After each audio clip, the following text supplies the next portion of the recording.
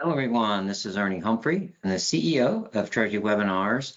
Thank you very much for taking your valuable time to join me for our webinar today, Building, Communicating, and Leveraging an Impactful Professional Brand, topic that is near and dear to my heart, and it's actually a way for me to develop my own professional brand. I know we see an awful lot about AI and technology, and soft skills really don't get the attention they deserve to begin with. So I think it's important that we keep top of mind, that we invest in our soft skills, and I call them human skills. And I say human skills matter no matter what. So no matter where AI takes us, there's going to have to be someone to manage the AI, to manage the relationships, to manage the analysis. And so soft skills are more important than ever. And soft skills are and always have been very important in Treasury because it's really important because we do impact performance across the enterprise. We communicate with others across the enterprise, especially across the office of the CFO, and the better relationships that we have within Treasury, beyond Treasury, that's going to make us more impactful and allow us to offer more value to our companies. And just as everyone else is trying to figure out how to leverage AI and what that means for them, we need to be looking at how we redefine our value proposition as Treasury professionals. So it's actually a very exciting time. If you're interested in receiving a copy of today's slides, please just let me know. Send an email to Ernie at treasurywebinars.com. Again, that's Ernie at treasurywebinars.com. We'll also be happy to share with you the webinar recording as well. Maybe you want to listen again or share some items with your team. If you are a manager, I strongly encourage you to have discussions with your team members and hold them accountable to owning their own professional brands. Communicated with a few CFOs. I love what they're doing. They actually hold their teams accountable for their professional brands. They review them with their team, and that's part of their success metrics. So pretty cool. First of all, I want to remind everyone, you deserve to control your career. And the way you control your career is to have an impactful professional brand. The more you invest in your professional brand, the more opportunities you have, not only your current position, but you'll also have what I call you'll mitigate your unemployment risk management. You'll always be having opportunities. And if you are not getting organic opportunities from within your company and beyond, then you need to spend more time in investing in your career. So a little bit of a roadmap, what we're going to cover today. We're going to cover a lot as normal. If you have any questions or comments, we have a small group. So please enter those in the questions area of your GoToWebinar or control panel. See if I can get to those questions. If not, as always, please reach out to me at any time via LinkedIn or email, and happy to have a conversation with you one-on-one. All right, so we're going to talk about what is your professional brand. That seems to be like it's common knowledge, but there are many dimensions to your professional brand. So you are always on, your brand is on display, whether you are at work, even if you're at a social gathering, you're at your kid's football game, you're at church, your brand is on display. So that's something to just kind of keep in mind. We're going to talk about your professional network. We see a lot of talk and webinars at a very high level. Okay, what's your professional network? They don't really tell you how to develop it. And the same as your professional brand, there are also many dimensions to your professional network as well. And that's very important. And it's also very important that we talk about the brand and network in the realm of AI. And AI can absolutely be useful in building your brand and your network, but you have to be careful because AI can come off as impersonal and you can damage relationships using AI. I've recently had a few messages on LinkedIn from people that I've known for a very long time. So when I got a message that really conveyed they didn't really know me, I was joking with them. I came back with a pretty offensive thing like, what are you? I've known you for 5 years. Why do you send me an AI generated message? Just kind of as a joke, but also as a wake up call that each communication that you have with someone in your network matters and you need to take ownership of that. We're going to talk about in your brands, things that I don't really think get covered.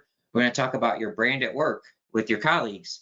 How do you develop and manage your brand with your colleagues? And we also need to be careful of what we perceive our brand to be versus what our colleagues perceive our brand to be, because what our colleagues perceive it to be is reality. So earlier in my career, I thought I was the greatest thing since sliced cheese, and I was getting a lot of work done.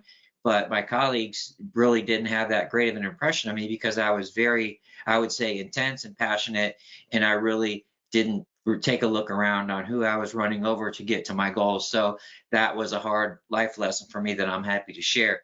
Mistakes are where you really learn the best valuable lessons in your life and your career. Then we're going to talk about your brand with your bank and fintech partners, and then we'll talk about your brand with your professional peers and potential future employees. So a lot of this stuff may seem to you like common sense, but it's really good. It's going to get you thinking. Before the webinar is over, my goal is to make you think, inspire you to ask a question to me or a colleague, and maybe even put a smile on your face and maybe have a laugh or two as I share a few of my own failures in building and managing my own professional brand during my career as a treasury professional and beyond into the world of thought leadership where I play at this moment in time. So let's talk about, what is your professional brand? What is it? Again, my own little framework here, what you know. So it's what you know, what you're good at. It's how you communicate what you know. That's really important. I like to call this, you have to be willing to toot your own horn. A lot of people are afraid to toot their own horn. Obviously, there's a fine line between tooting your own horn and just be coming off as arrogant. There's a fine line. Arrogance, I would say, is talking out on your skis and too far out on your skis. So we've all done that a little bit, but don't let that learn from that and just communicate what you know. That's how people discover the value that you bring to the conversation. They know what you're passionate about. They will engage you. So just for example, a former company of mine, a startup, I was really into LinkedIn before anyone else was involved in LinkedIn. And everybody knew that. And I would tell them about LinkedIn all the time. LinkedIn's great, great, great. And then I went from being a person that was doing really not a lot treasury programs to being the chief marketing officer. So LinkedIn helped me do that. So I was communicating what I know in conversation, and that was engaging to folks. And then you also need to communicate what you want to know, right? Ask questions. Nobody's perfect, but communicating what you want to know is a great way to engage above, especially above you. Maybe you want to engage the CFO. Maybe you want to learn more about M&A acquisition, things of that nature, but communicate what you want to know. And then as people see your passion for learning, they will actively engage you. So maybe you had a conversation with a CFO about M&A opportunities, and you're getting ready to go into that due diligence. You might see the CFO and be like, "Hey, John, we're involved in this M&A acquisition. Hey, I just maybe you might interested. Maybe you want to do some research for us." And I'm gonna call. So that's important. You also need to think about how you do what you do, right? We'll talk about this. What is your professional value proposition? So me, how do I do what I do? I do it with passion, energy, and I do it with the goal of making all those around me successful. So mutually beneficial success, 1 + 1 = 3. Your brand is also how you treat your peers. You treat them with respect, honesty, authenticity. That's part of your brand. And then how you offer value to your peers. Maybe you're a voice of reason. Maybe you're someone's sounding board. They come to you and they have problems and you go to them.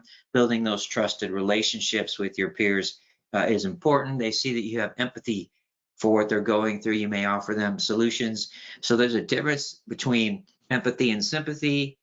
Sympathy is, "Oh, I'm sorry you're down there in that hole. Yeah, good luck getting out of the hole." Empathy is, "Oh, I've had a similar problem." Everybody has these sorts of problems. This is exactly what I did. This is personal, but I know you lost your father. You don't say, "I'm sorry you lost your father." You might say, "Oh, I also lost my father. It was really hard for me." Grief. These are some of the things that work for me. So just think about those things, how you offer value to your peers. It seems kind of weird to think about that. I wonder how I offer value, but it's really a mindset. And then you might actually be like me and have, well, some people say it's not a filter, but I ask someone, how can I offer value to you? Or let's say I'm in treasury or an AP, are there things that you'd like to see in terms of data analysis or ways that we can make your life easier? And you'll be amazed how receptive people are for that. So we'll talk more about that later. So I think that's really important slide. I don't think I've ever seen this before. Like, is your brand? Well, what is it? Also, what is your brand? What are the dimensions? How do they fit together? I apologize for the grade school graphics. I should do better than that since it's 2024, but hey, I'm not a graphics guy. So the way I look at it, it fits together, right? I call your brand is in the middle. What's it made up of? So you got your professional value proposition. We'll talk about that. Your resume, your LinkedIn profile, your network, and your skill set. So all of these things together define and fuel your brand is, and they're all tremendously important. Anyone can be your weakest link. So we'll really dive in to all those dimensions for you here today. I'm going to go ahead and hit you guys with a polling question.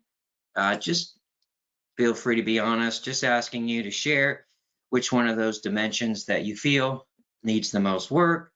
Is it your value proposition? I'll call that elevator pitch as well. Resume, we all know Ernie hates his resume. Ugh, worst thing ever. I don't know why we have them. LinkedIn profile. And it might just be that you might not think it's important, but it is very important. Your skill set, upgrading your skill set. So you might just be thinking, yeah, I don't really know a lot about AI. I'm kind of worried. I haven't invested. I'm not a Python expert yet. Don't worry, you don't have to be, but just thinking about that. And then your network, right? Your network, and we'll talk about that. It could be dimensions. It could be, to me, a lot of place where people could add a lot of value besides within your work is with your professional peers. And so I'll talk about that as well. So that's been very valuable to me, especially as I've been able to transition in my career from being a treasury practitioner. I could have never become what I call a thought leader in treasury if I wouldn't have had interaction and didn't have a brand that was pretty impactful with the treasury profession, within the treasury profession. So let me go ahead and close that. So let's go ahead and just take a quick peek. Defining your value proposition, 20%, a big amount of you. Proving your professional network. So I'll try and allocate a little bit more time there. And then LinkedIn profile and professional value proposition. I think that's something that I always really struggle with. And I came up with a way that I thought was pretty unique to come up with that in 5 or 10 minutes. And I often share that with, I do some volunteering at Purdue, Cranert School, and I always, when I get people in the interview, mock interviews, I kind of take it off script a little bit and I ask them, what's your professional value proposition? And they usually look at me like they don't know. And I go, okay, we're gonna do it right now. So I take part of that and then they leave and they're like, wow, that wasn't so painful. So let's go ahead and start with that. So like anything else, otherwise I wouldn't be asked to speak. Keep it simple. So that's where I add value.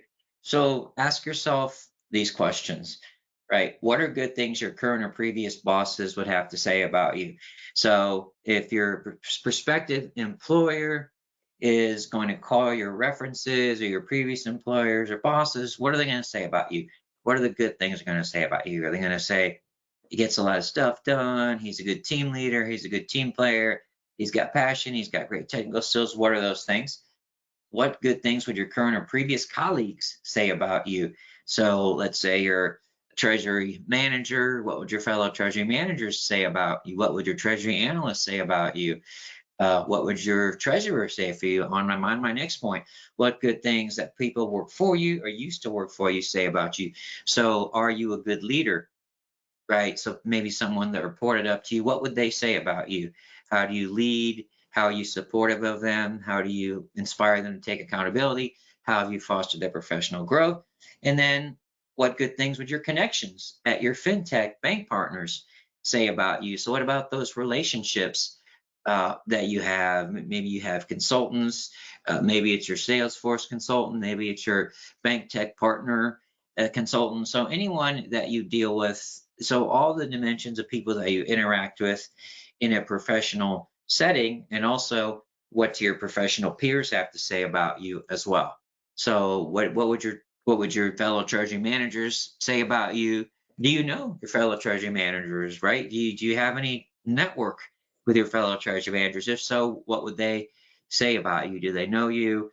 Have you ever helped them, right? Have you ever communicated with them, helped them with a project? So what would they say about you? Very approachable, gives more than he takes. So just think about these things. Now, don't get too nervous. It seems like a lot, but it's very important that you think about these things. It's the gift that keeps on giving. And I also want to say that your professional value proposition, they call it elevator pitch, it's not going to be something that you just spout out, not like you memorize it. Like, I am great because the blah, blah, blah, blah. And you're not just going to go in the elevator and say, hey, you want to hear my professional value proposition? I'm really good at AI. No, it's a natural part of conversation. If you're having elevator talk, maybe someone says, hey, what do you do? And then maybe someone says, oh, yeah, I know someone who's looking for X, Y, Z. Then you go, boom, there's my opening. Here's my elevator pitch, professional value proposition. So let's go ahead and I'll just share with you mine. So example, real quick, I've got a 10-minute session on my YouTube channel for Treasury Webinars where I really run through this. So what I actually did in my case, and you can do this as well, a very good way to do this is to look at your LinkedIn profile. So if you're lucky enough to have recommendations, so I had some recommendations from people, my bosses, I worked for them. I had people that worked with me. I have people that worked for me. So I guess I'm getting it's 360. I have some recommendations from service providers, tech providers. I have some recommendations from people that consume my webinars. So I was able to pull all these different dimensions and I started to see some commonality. So I looked at those recommendations, I put them all in a Word document, and I just kind of looked at them like, okay, there's certain things that I see, right, which people perceive about me, which I'm happy that they do, and I try and do these things. Number one, I'm a human being 24/7. Yes, that is part of your value proposition. If you've ever heard me speak, pay attention to my writing. I'm a human being 24/7. I have no business switch. That is part of my value proposition. I'm vested in the success of all those around me. If I have anyone was sponsoring this webinar, I view myself as an employee of their company. I want their employee to succeed. For example, Esker is a partner of mine. When I see that Esker has record earnings, which I have quite a few quarters, it makes me proud because I consider myself part of their team. So I'm vested in their success. I have their employees talking to me. One of my previous clients, I did a post and they had 125 of their employees read my post. So to me, that was pretty cool, and it showed that they understood that I was vested in the success of their company and them as well. I can follow as well as I lead. What I started to see was Ernie's not afraid to get his hands dirty. So that's really important. Very few people can do both. And this, if you listen to me for 5 minutes, especially if you've met me in person, I'm passionate, dedicated, and I love to learn. So those are pretty important things. And if you look at job openings, you have job interviews as you go up the director and above. What's more important, which I'm happy to report, is passionate, dedicated, love to learn. Those are very important things. And then the other thing which I saw was I anticipate what needs to be done and I do it without being told. So if I look at that, if I say that, that sets me apart from a lot of folks, right? And I have proof examples of that.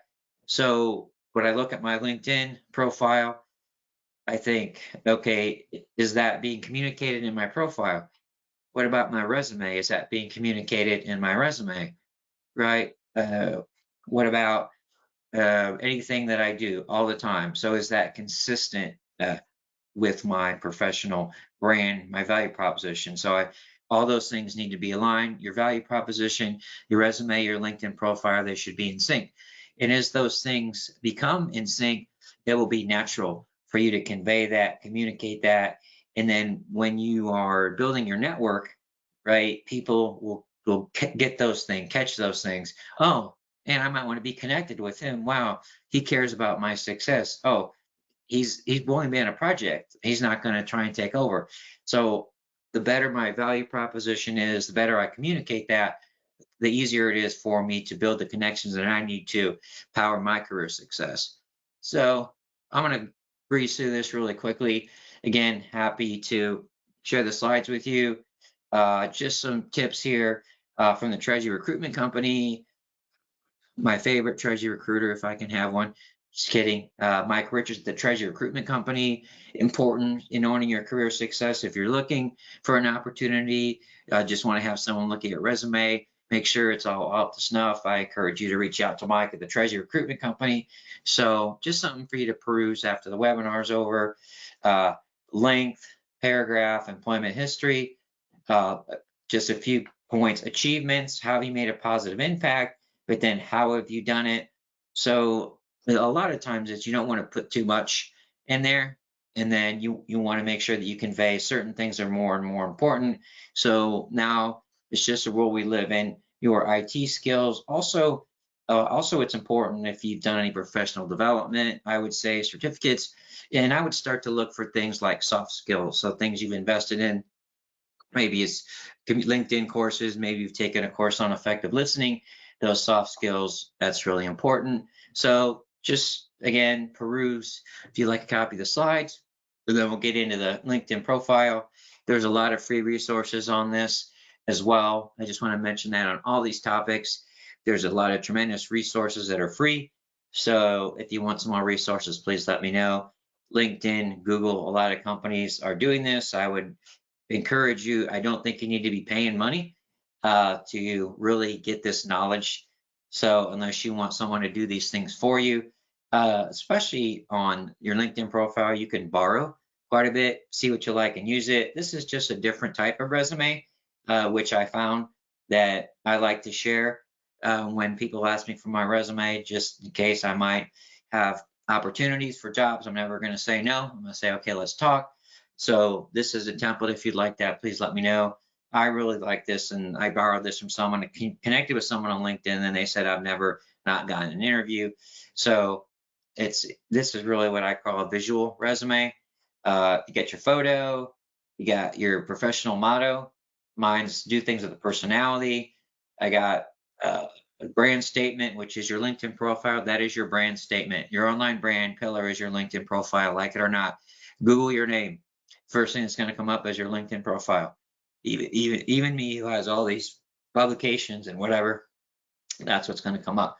So anyone that's see what you're all about, even if you're meet someone, right? They might look at your Facebook. I don't know, maybe people don't use Facebook. They're definitely going to look at your LinkedIn profile. So you want your experience that matters. This I like. What I'm most proud of. This is pretty cool. I think how you structure your time and your attributes, right? What are your personal areas of growth? So pretty transparent about what you're all about, what your brand is, incredibly important in matching your brand and the way you work well with your company's brand. So that's an innovative resume. So I kind of talked through this already. Your elevator pitch, it's not rocket science. Already went through that. It'd be interesting for you to do just to look at your online brand, just do your quotes of your name and just see what comes up, and you can just see if you are resonating for things that you'd like to be known for. So what maybe your Ernie wants to be a CFO advocate. Type in Ernie Humphrey CFO. So uh, and also you can see the impact that you're having. You're investing in speaking online. You're investing in teaching courses. You're invested in getting involved. I don't know. This is kind of an old one, but I don't mind having a profile from FEI. It's a great organization. Treasury Excel CFO, whatever. But this is important. Business Insider. I wish I still wrote for them. That's the biggest publication in the world, way bigger than Wall Street Journal. And then Treasury Webinar, so I can see. So that's a good way. Look at your LinkedIn profile. All these areas are important. Again, a lot of great free resources. This is a little older version of my profile. Get your photo, your banner, you got your hooks. I think a couple places that are not talked about enough is your about. So this is about, I get a lot of comments on this. This is from a gentleman that I mean, we talked times, but I didn't know I was having like the impact on, he's a very nice, quiet guy. So this is my one statement that I wish I would have paid this guy $1 million to write this, and I didn't tell him at all. He just wrote it in my recommendations. Very rarely do I meet people who maintain a high level of business professionalism with a terrific degree of personality, humor, and genuine kindness. That's me right there. Personality, humor, genuine kindness. Can't ask for anything better than that. If I want to work with someone, those are things that I want to see, right? Someone's got a personality, they have humor, and their genuine kindness means they're nice to be around, 24/7 human being. Your hooks under here are the search, so you can actually see what happens when you change your keywords and see how many people are looking at your profile and all that good stuff. So every section is important. If you're contributing, it's a place for assets and projects. So at work, show what you're working on, show just the depth of your knowledge, your projects. You can show what your passions are. If you contribute articles, that's a good thing. Your activities, and then this is where it still makes me, I don't know, it boggles my mind. I don't see people talking at all about how to get recommendations on LinkedIn and how important they are. When I have had to change jobs or I've gotten job opportunities, I have been told that uh, this is really what closes a deal for you. So critical, someone that you worked for, someone that you work with, and someone that worked for you. If you've got some powerful recommendations in there, it's incredible. And also, it shouldn't just be a tit for tat, right? So I think I've got 35 recommendations. I've given like 10. So it doesn't need to be transactional. You can give people ideas for what to write about you, but don't give them a script. You can see all mine are really different. You can tell I didn't tell people what to write about me. So this is tremendously important. And then you build your brand by showing your expertise, speak at live events, speak at AFP conferences, speak at wherever opportunities that you have, go to live networking events, whatever those are, speak on webinars, promote via LinkedIn, speak on podcasts, promote via LinkedIn, just contribute. You have a lot of knowledge to contribute. There's a lot of courses out there as well that will teach you, right, how to write and contribute. I'm going to throw this in there before I talk about it later. I don't like the whole thing about followers. It's just like we're becoming Instagram, but I focus on connections. So to me, it's important who's looking at my content, who's engaging it. So if all my followers are Treasury professionals, that's great.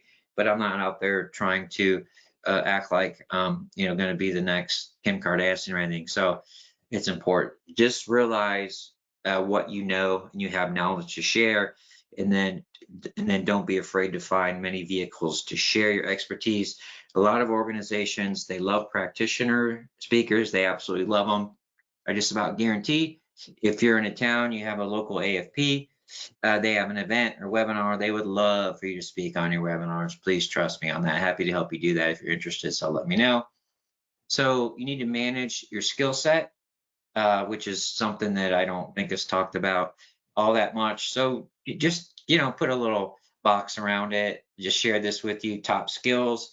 You want to know what they are in Treasury. So we'll talk about that we'll talk about that as well. I have research results on that, but just some food for thought. Do you have these skills? Analytical thinking, technological literacy. Do you have listening skills? That's actually a skill, effective listening. Do you understand AI and big data, right? And teaching and mentoring is also a skill. So not only do you need to be thinking about, do I need these skills? Do my team members need these skills, and how do I train them up? So, okay, building your brain, your skill set's part of your brain, right? So you need to be able to have a self-assessment and do your skills gap assessment. So you need to assess your skill set, right? What skills do you have, right? There's a lot of places you can get lists of skills. What skills have you that you need to upgrade, and what skills do you need to develop? Everybody should be doing this all the time. Nobody's perfect. Everyone should be growing in areas. And then you want to define your skills gap, and you should be willing to discuss those with your boss. They also have them. If you're a team leader, you should have a skill set conversation with your team. Your team has these skills, and individually, and then how you fill those gaps. Do you have a plan to address them? Make addressing them part of your performance review. Own those. Oh, I want to do this. I want to do this. That's part of my performance review, right? How did I get from A to B? Maybe the success is I got a certification. I was involved in more projects. Let's put some metrics on there. And then find the resources you need to address them. Is it time? Is it money? Be proactive with your boss. Your boss should love that you're having that conversation and being proactive with them. If you're a leader, you should go to your company and say, look, this is important. If HR wants to do all these performance reviews and all that, say, okay, I want to sit down with you. Every team member should have a professional development plan, and you should have one yourself. So really important. you need to care about your career, right? If you have a great boss, they will as well, but you need to own your career success. You can't blame anyone else. You have to take control of that. You have to build that network and build that brand. You have no one else to blame. You have to look in the mirror. You can't be stagnant in today's world. All right. So just wanted to give you another quick poll. Just kind of curious if people even think about skills gaps. Do you have your skills gaps? Yes. You work to address them? Yes, but I don't really make the time to address them. Never thought about it. And then, hey, that's not a problem. You just don't think it's important, right? You're going along. You're really busy. It's just not something that you're going to invest time in. That's perfectly fine. That's anyone's prerogative. So I'm going to go ahead and leave that polling question up for another 10 seconds or so. Then we'll go ahead and take a quick peek at what we're going on. Then we'll start diving into network. That's where people said they need the most work. So we'll dive a little bit deeper there. So I'm going to give you another couple seconds. So thank you so much for answering. And also, please let me know if you'd like a copy of the presentation as well. It's just good to have something to think about. And then also, if you're a manager, just maybe review with your team, but maybe you want to have a conversation with your boss. Say, wow, I had this webinar and I really want to learn more about these things. Can you help me? How have you been able to do this?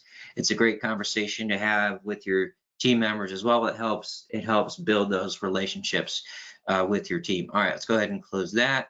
Let's go ahead and share the results. So great to see that 45% of you working to address them. Very important. So follow-up question would be, just thinking about helping others. How are you doing that, right? Is it yourself, which is great. It'd be nice if you engage your company to pay for those or make sure that you have time. So let's formalize those. So people have the skills gaps. We need to really find time to address skills. The good news is we're investing in technology and treasury, API, everything we're doing to automate more things. So that should give us more time to focus on other activities, which are value add. And addressing skills gaps is absolutely a great investment in your time for your company that impacts the value that you deliver to your company as a treasury, finance, or AP or AR professional. So thank you so much. So here's the strategy which I've come up with, which works well for me, and I think it's pretty enlightening. I'm like, oh, yeah, okay, I can see that. I wish someone would have put it to me this way. So you think about, okay, we'll talk about the dimensions in a bit, but you want to be successful, right? Who do you want to know? You can do that each year. Okay, who do I want to know at my company? I'm not the CFO. I probably want to know the CFO. I'm not the treasurer. I want to know the treasurer. Oh, I want to know the CEO, right? Don't say you shouldn't want to know the CEO. Yeah. Who do you need to know, right? If you need to know your boss, the AP manager impacts your cash forecast. The AR manager impacts your forecast. You need to know them. You need to know who people that impact your success, or you need to know people that might be advocates for you to grow your career. And then you say, okay, those are two things, right? And then who you already know, and that's pretty impressive. You say, oh, I didn't really realize that I know those people. And then more importantly, think about it in a strategic way. Who knows who you want to know? So there's usually someone who's more outgoing. Maybe they know people that you want to know. Maybe they play golf with the CFO. And so you need to engage them and have a conversation with them and figure out, okay, how can I get an introduction to them? How can I get in this? So when I worked, I worked at AFP and really was amazing for me, for my brand. I got invited to go to lunch with all the other people that were directors and stuff, and now I didn't, and I was lucky enough to have that. And once that happened, I was kind of in the know. So who knew what I want to know? I wanted to go to lunch. I got invited to lunch by one person. Then I built my brand with the rest of the group, which were driving the company's initiatives. And then who knows who you need to know? So want to know is great, but need to know, and that helps you prioritize, right? And you can look at all those different dimensions that we talked about, right? Within treasury, beyond treasury, with your providers, with your peers. So think about these questions in each area. And then the strategy. I mean, some of these seem a little direct. You have to be authentic. So you're not just going to go up to somebody you never talked to and start telling jokes and start out of the blue. It might take time to build that relationship and rapport. But I've actually done this. Ask people how you can help your connections. Stay tuned to what your connections need. Maybe you want to be connected with the AP manager. Oh, they're implementing a new system. Oh, okay. Maybe you start a conversation. You go over and talk to them. Hey, I was on this webinar. It's pretty interesting about AP. What are you guys doing? Can I help? Proactively share relevant information with your connections. Maybe they're interested in things, and it could be personal as well as professional things. Um, if your folks in your network or you want to be in your network that they are on LinkedIn, support their contributions. Anytime you give someone that ego boost, they're going to like it. They're human beings. Communicate to connections how you can collaborate with them in mutually beneficial endeavors. When I was a treasury manager, I would offer myself up, especially when we were doing M&A acquisitions. I would go to the CFO and say, hey, are there any projects I can be involved with? They have a different system. Hey, who wants to go down there and learn this ERP system of theirs? I'd be like, oh, I'd love to do that.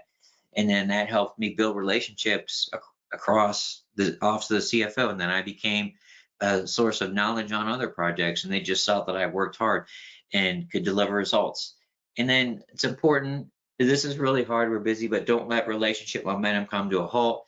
Right? If someone's important to you, someone's contributed to you, they've been good to you. You know you can offer value.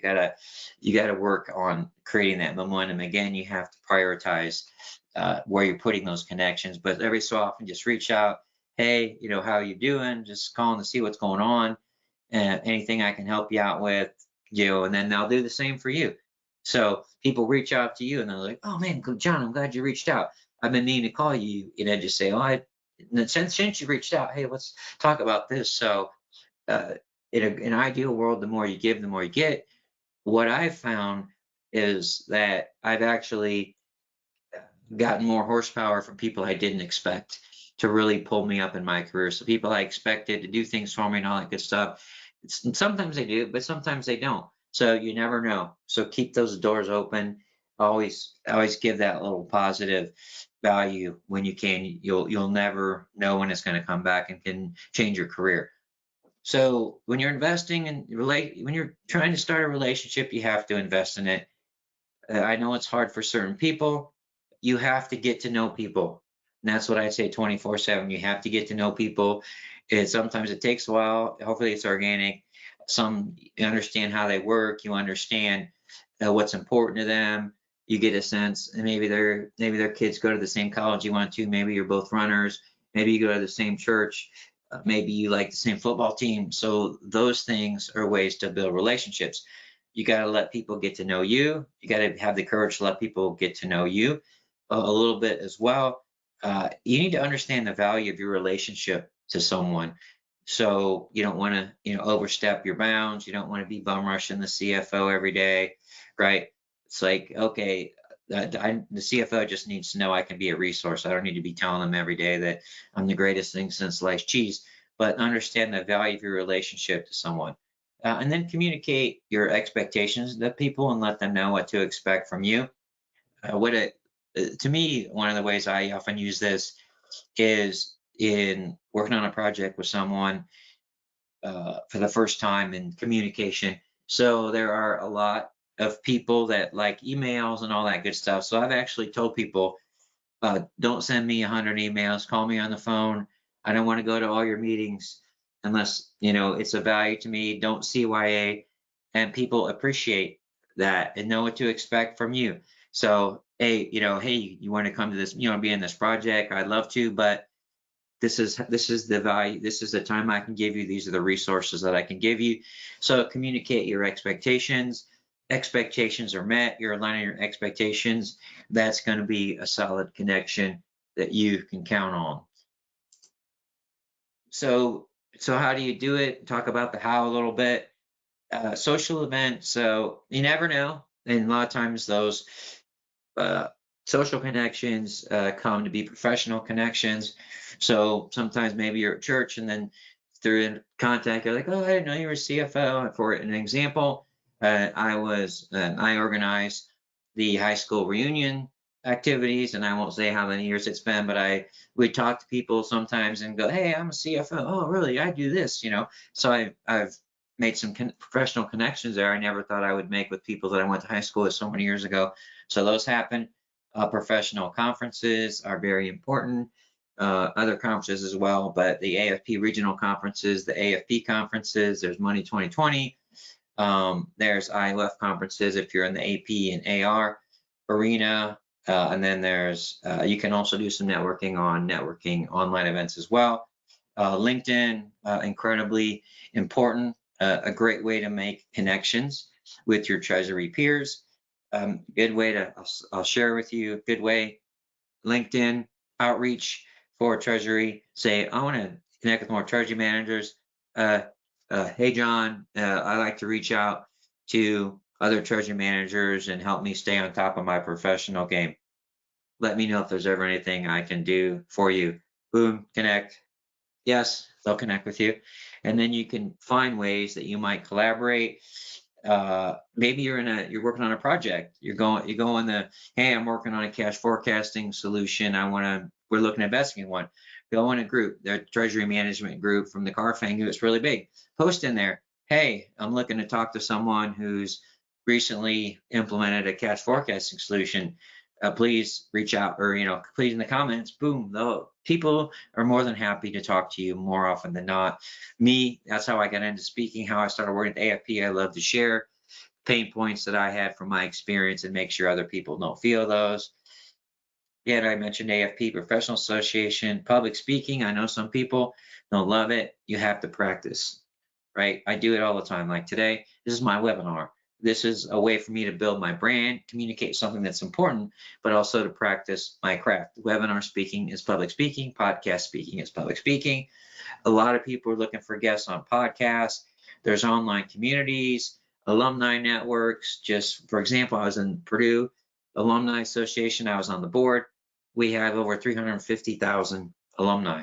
So I've made efforts to reach out to there, and I reach out to them via LinkedIn, but there's a lot of different ways to meet people that can impact your success. If you're around successful people, then they are going to want to pull you up and be successful as well. And it's also very rewarding to mentor people that are younger in their career and bring them up along that journey.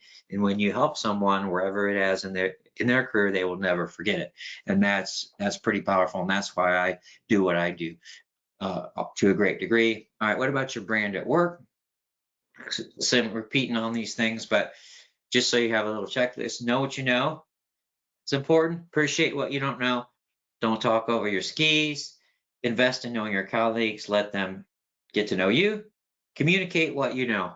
Communicate what you need to know from them, and that hey, Jenna, I think it seems to me you're very versed in this.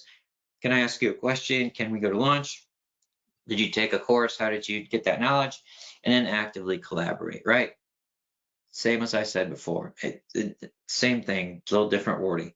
Get to know your colleagues, let them get to know you, and understand the value of your relationship and communicate your expectations. And then here's my thing I need to work on the most. Listen, listen, listen. Listening is an art. It's a tremendous skill. I did a webinar where I had 3 treasury professionals take a little listening profile, and then we had a PhD listening expert really dissect that, mine included, and it's amazing how powerful it is when you understand how you learn and how listen and how others listen. My CEO, I used to work at a company called Franklin Electric. He was the listening guru. This guy would sit there in a conversation. Try this sometime. Just pause and don't walk away and keep eye contact, especially if you're a boss and people will talk. They will fill the silence. You will learn information that you never thought you could get, and they want to tell you. You just kind of have to run on them. I remember I'd talk to the CEO and I'd be like, I can't believe I'm saying this. So it's pretty impactful. Learn the professional languages of your colleagues. So everybody has their own language, even between treasury and finance, marketing, ops, procurement. So that shows that you're invested in them and their success. You care about what they're doing. Ask them to tell you their biggest work challenges. Help them solve their problems, and they'll ask you the same. Be authentic in your communications. It's really important. This is where you have a relationship. You can communicate bad news proactively that's going to impact someone in your network, and then they will do the same. So let's not be afraid. Let's not finger point. Let's realize that we're all human beings. Mistakes happen. Let's not point fingers. Let's have the mindset, okay, I made a mistake. First, I'm going to take a breath. And then I'm going to, okay, think, how did this mistake happen? But more importantly, I'm going to guess, okay, this is how we need to move forward. First, this is how we move forward. And then, okay, let's root cause this. This is what I learned from it. Bam, right? Don't point your fingers. Don't send an email to your boss. Oh, this is going on. It's John's fault. Don't do that. We don't need that. That can be damaging to your career in many ways. I build your brand with your business partners. Same philosophy that I shared, just in that framework, right? Same things. Get to know your business partners, right? The banks want to come in and take you to lunch. Go to lunch, right? It's not, you don't have to give them business right away. Before I left my treasury manager position, it was right before the financial crisis hit, like 2006, 7, 8. And then my old boss called me and said, wow, I'm glad you were going to lunch with all those bank partners, because some of the banks were walking away from clients, and we had relationships with some banks that weren't in our bank group. So those relationships were built. You never know when you're going to need those relationships. So it's important in your bank relationships, especially understand the value of your relationship with your bank. Ask them what their RAROC is. Understand what value is, what the value of services is. That's another webinar recording I have on Treasury webinars, managing bank relationships, and then communicate your expectations to your business partners and have them do the same. So those may change. During COVID, there's a supply chain. So if you were proactive in letting your business partners know instead of hiding, they will return the courtesy to you when the shoe is on the other foot. And believe me, it will be. That's the way business and life works. Realigning your expectations with business partners, I think that's important. I know that happened a lot during COVID and taught a lot of people a lot of valuable lessons. Communicate bad news proactively. Again, it's the same things, right? Just think. I put structure on it. Put the around all those dimensions, right? This is my brand, right? And then where do I need to improve in areas of my brand? What about my network? How do I build that network? How do I foster those connections? And it can seem daunting, but it's like a 401k. You invest in it, right? It keeps growing and growing, and then it becomes organic. Once you have your brand, you are who you are, you know what you're doing, you know what you do, you know how you do it. It's organically. You will start to organically build connections. So you won't just be thinking, I need to build a connection with John. He's the new treasury manager. It'll just happen. You'll talk to John. You want to take John to lunch, boom, boom, you'll build a connection. He will know your reputation from the people that work with you. John will reach out to you and you'll build that relation. It will be organically. You won't have to strategize how to catch John in the elevator and all that good stuff. So your professional peers, this is really important. And this is where I think a lot of people could get a lot more value out of their brand than they do. It's really powerful to connect with your peers. Let's say you're a treasury person, your treasury peers, again, speaking at live events, attend those networking events, create opportunities or figure out what the opportunities are to speak on webinars and promote via LinkedIn. One way to do that is if you see a practitioner speaking on a webinar, reach out to them, make a connection with them on LinkedIn, say, wow, I thought you're really great on that webinar. I'm just curious, how did you get the opportunity to speak on the webinar? And they'll be happy to help you as well. And then podcasts as well. Find podcasts you like. Mike Richards has a really good podcast, Treasury Corner, and then Strategic Treasury. They've got a good podcast as well. TIS has Coffee Talk. So there's a lot of good podcasts out there. And then on LinkedIn, just really invest in your brand. You can do direct posts, articles, blogs, and you can comment on posts as well if you're interested. On LinkedIn side of it, just let me know. And a good way to think about how to do these things is just look at others on LinkedIn, what they do, what their activity is, and you'll see people that are active at the conferences and on LinkedIn. Then you can see what they're doing and say, oh, I had a project on that. Okay, and reach out to folks. I've had folks reach out to me. I've helped them write some posts and some articles and figure out how to leverage your expertise. But it's really It's really important and helps you with your brand, but it also helps you with opportunities as well. So you have visibility, so you don't think this, hey, I spoke on a webinar. Somebody, the treasurer in another company, may well have seen you speak on a webinar, and they made me recruiting for assistant treasurer, right? And that's happened. That's happened to me, happens to people I know. So that reach is important. And you want to build your brand with your team. It's incredibly important. That's your reputation at work. And really, as you should be a parent, you're only as successful as your team. You're only as successful as your weakest link, and you invest in your team, that's going to come back to you.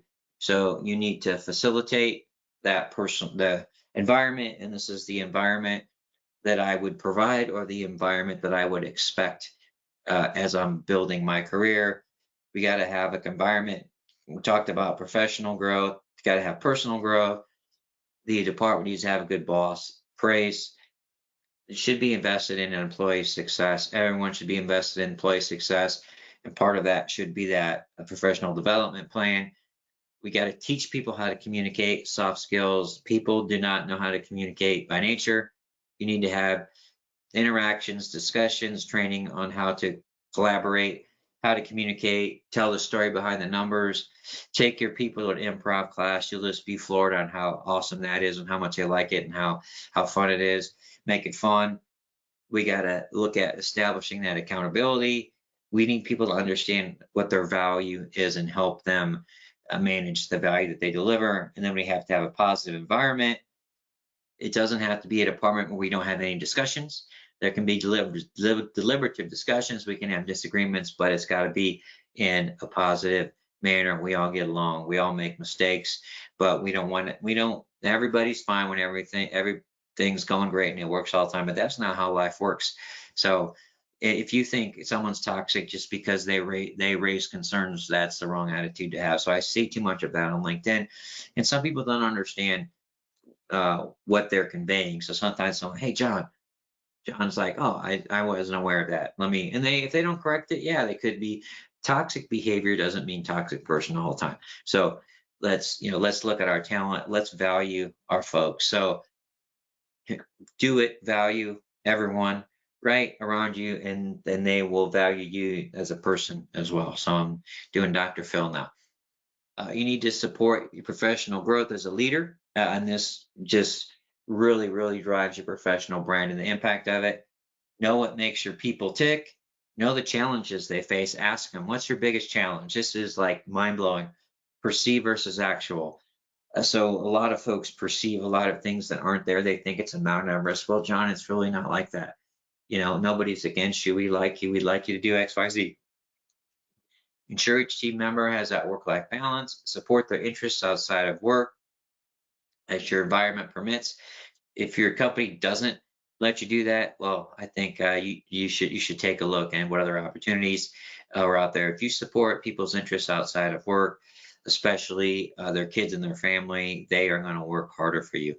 Offer opportunities to support all aspects of help, and and just keep in touch. You have their goals, professional goals. Maybe they have personal goals. Maybe they want to run a marathon. Maybe they want to do something else. Say, hey, John, how's that going? Your marathon training? Hey, I know you wanted to, I don't know, some other athletic activity. Maybe you wanted to play volleyball or whatever and win the championship. Hey, John, how's that volleyball going? Your coaching, how's your team doing? So all these things are important. Know what makes your people productive as well. Know your team members' strengths to them and play to them. So have a environment of, I want everyone to have a certain level of expertise, but I want to know why John is successful, and I want to put John in situations where we leverage his strength. Right, this is the way John works. John's the out of the box thinker. So let's let John be the out of the box thinker. Right, let's not try and make John not the out of the box thinker. Right, it's not a negative, it's a positive. Other things which are impactful. Make your team members train each other. That helps them with their brands, helps them build relationships, and facilitates their growth into becoming a leader. And then teach your team how to work together as well as be great leaders. I would challenge people. I did this. Let someone that works for you lead a project and be on their team, right? Show them. Don't take over. Sit, look, let them learn, and show them that you're going to get your hands dirty. I've never asked anyone to do anything that I've never done. So that's pretty powerful when people see that in action.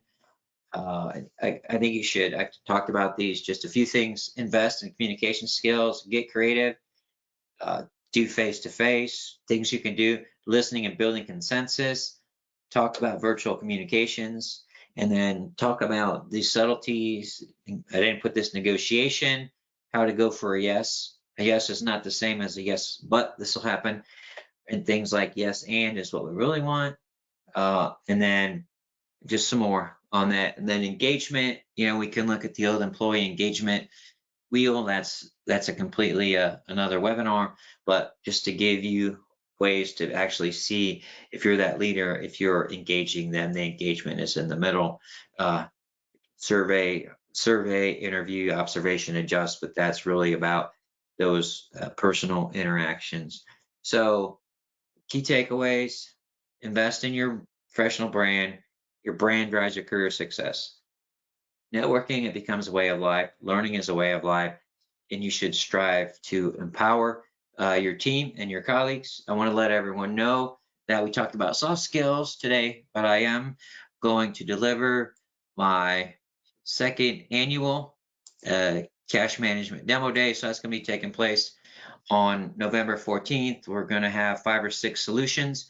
So just let me know, just giving you the chance to let me know if you'd like to go ahead and get registered for that. And I'll go ahead and get you registered for that again. Look for much more information on that. So it's a good way for you to stay on top, even if you invested in treasury technology. It's a good way to see what's out there. Cash management to me means controlling all cash movements. That means AP, AR, and treasury. So we'll actually see AP automation solution, AR automation solution, and of course we'll see what we'd call a more traditional TRM system. And so we want to make sure that we are controlling cash as well. So I'm going to leave that polling question up for another few seconds. Please take a second, just go ahead and let me know. If it's not interested at this time, just go ahead and let me know. I hope you enjoyed our session today. I really enjoyed doing it. I hope to do more sessions on soft skills. If you like the content, please let me know in an email so I might be able to share that on LinkedIn, right? Helping with my brand. Because at the end of the day, I would love to do more sessions on soft skills and get into a lot more things like listening, communication, and collaboration, which are really going to have as much of an impact, if not more, on the professional success of treasury professionals. Thank you very much, everyone, for your valuable time. Make the rest of your day great.